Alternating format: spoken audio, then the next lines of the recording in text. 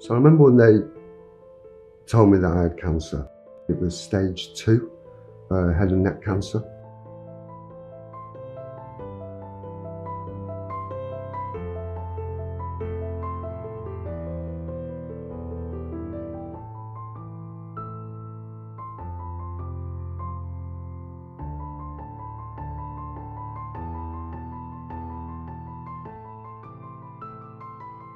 My dad was diagnosed with stage 4 cancer that had started in the neck, and that cancer was caused by the HPV virus. I look after patients with cancers of the head and neck. Unfortunately, the most common patients that I see in clinic are young people in their 50s and 60s with HPV positive cancers of the back of the throat.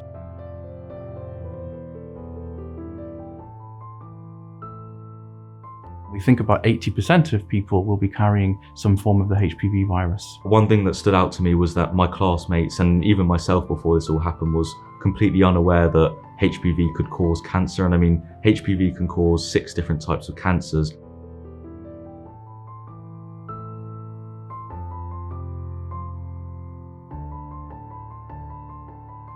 You never really think about cancer prevention. You never really think that, there's actually a way to prevent cancer in sort of the vaccine. People just have no clue what the HPV vaccine is, or that HPV can cause cancer. And I mean, raising awareness around that is what's the most important thing, really.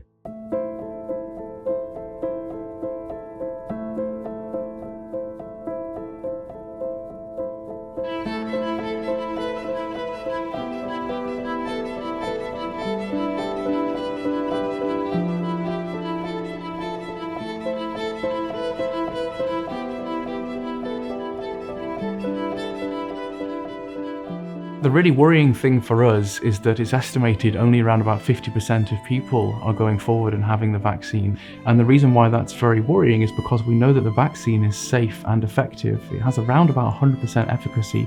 So these cancers could be completely prevented in the future if people were to go ahead and take the vaccines.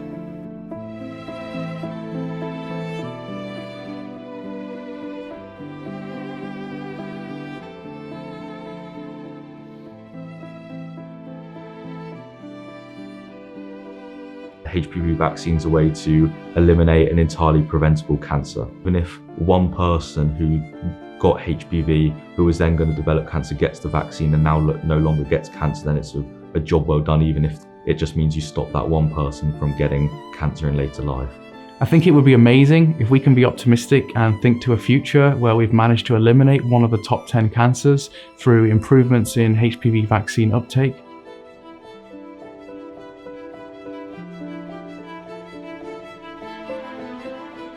So one of the important things is that there's no government funding, and that research into this sort of cancer entirely depends on charities like Oracle Head and Neck Cancer.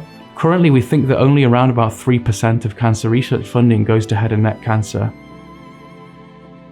Head and neck cancer is one of the most brutal cancers that there is, and it's underfunded. But you can change that, because without change, nothing will get better for our patients.